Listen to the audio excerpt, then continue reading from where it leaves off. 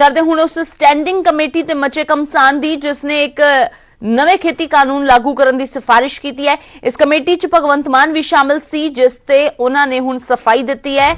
Committee दे mint भी जारी कीते ने भगवंत मान ने ते दावा कीता है कि उन्होंने कानूनां दा विरोध कीता सी ते नाल ही उन्हां हरसिमरत कौर बादल नूं उस कैबिनेट बैठक दे मिंट जारी करन दी भी चुनौती दित्ती है जिस च खेती ऑर्डीनेंस लियांदा गया सी। तां हुण इस गल नूं लैके घमसान मच गया है। आमो सामने ने भगवंत मान ते हरसिमरत कौर बादल।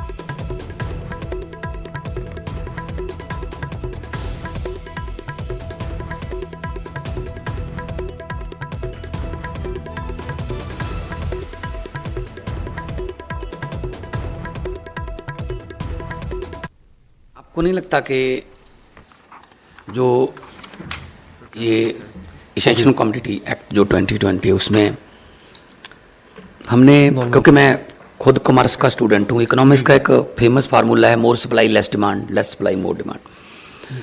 आपको नहीं लगता कि हमने प्राइवेट प्लेयर्स को ये सुविधा दे दी कि वो कितना भी स्टॉक कर सकते हैं? एसेंशियल कमोडिटी जरूरी वस्तु एक्ट में हमने शोध कर दिया, वो जब चाहेंगे सप्लाई बढ़ा देंगे, जब चाहेंगे सप्लाई कम कर लेंगे, तो उनके हाथ में नहीं आ जाएगा ये प्राइस, जरूरी वस्तुओं की कीमत उनकी मनमर्जी चलेगी। जब उन्होंने चावल खरीदना होगा जो खेती एक्ट के अधीन, तब वो एक महीना पहले, जैसे अमेरिका यूरोप में भी ऐसा होता है, वो आ जाती है सौगी वगैरह, बादाम वगैरह होते हैं, एक महीना पहले मार्केट में आ जाते हैं, तो प्राइस डाउन हो जाते हैं, तभी किसानों से खरीद के उसको स्टॉक कर लेते हैं, उसके बाद अपनी मनमर्जी से एक्ट को। और एक और जो चेयरमैन साहब भी बोल रहे थे कि ये लोगों के मन में ये भ्रम है या वटएवर, उसको भी क्लियर करिए प्लीज, कि कुछ जरूरी वस्तुओं को हटा दिया गया है कि ये अब जरूरी वस्तुएं नहीं है, मतलब प्याज जरूरी वस्तु में नहीं रहा, टमाटर जरूरी वस्तु में नहीं रहा, जो कि बिल्कुल मतलब आम गरीब लोगों के चूल्हे पर सिर्फ प्याज, अगर चटनी भी बनेगी तो प्याज की बनती है, जब टमाटर प्याज, बस इससे ज़्यादा भी अगर दाल की तरफ भी ना जाएं, गरीब से गरीब घर भी प्याज तो कम से कम उसके लिए हो चाहिए होता है। तो प्याज की वजह से 2-3 बार गवर्नमेंट भी बदल चुकी है, दिल्ली की गवर्नमेंट इवन प्याज की वजह से बदल गई थी, प्याज की प्राइस की वजह से। तो आपको नहीं लगता कि इसको गवर्नमेंट को अपने हाथ में रखना चाहिए, बजाय इसके कि किसी को हम वेट करें 80%, 90% भी छोड़ो, 99.9%।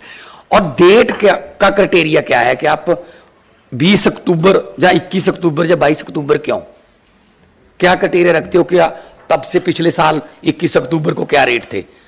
डे बाई डे करते हो इसको मॉनिटर, या कोई एक पर्टिकुलर डेट रखते हो? तो उस ये मेरे 1-2 क्वेश्चन है आप।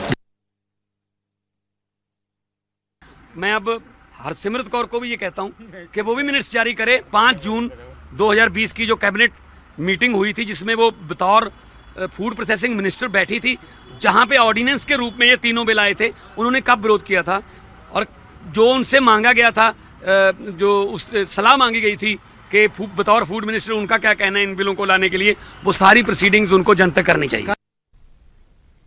इधर मीटिंग दे मिंट जारी करके भगवंत मान ने हरसिमरत कौर बादल के खिलाफ मोर्चा खोलिया, तो उधर हरसिमरत कौर बादल ने पलटवार करदियां कहा कि भगवंत मान वालों रिलीज ऑडियो क्लिप ते स्टैंडिंग कमेटी दे मिनट्स इस गल दे पुख्ता सबूत ने कि उन्हां ते आम आदमी पार्टी ने कदे भी किसान विरोधी बिलों की खिलाफत नहीं की।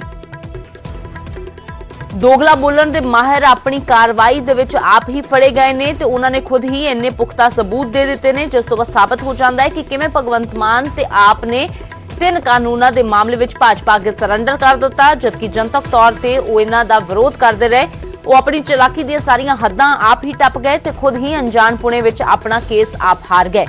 सिर्फ यही सुनिया जा सकता है कि मान जरूरी वस्तां एक्ट दे लागू होण नाल पैण वाले प्रभावां बारे स्पष्टीकरण मंगते रहे।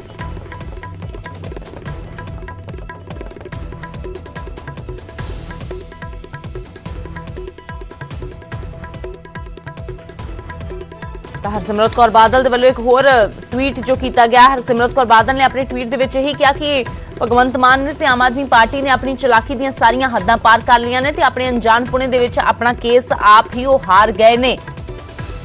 ਤਾਂ ਭਗਵੰਤ ਮਾਨ ਨੇ ਮੀਟਿੰਗ ਦੇ ਮਿੰਟ ਜਾਰੀ ਕਰਕੇ ਹਰਸਿਮਰਤ ਕੌਰ ਬਾਦਲ ਤੇ ਸਵਾਲ ਖੜੇ ਕੀਤੇ ਤਾਂ ਹਰਸਿਮਰਤ ਕੌਰ ਬਾਦਲ ਦੇ ਵੱਲੋਂ ਪਲਟਵਾਰ ਕਰਦਿਆਂ ਜੋ ਹੈ ਉਹ ਜਵਾਬ ਦਿੱਤਾ ਗਿਆ ਟਵੀਟ ਦੇ ਜ਼ਰੀਏ।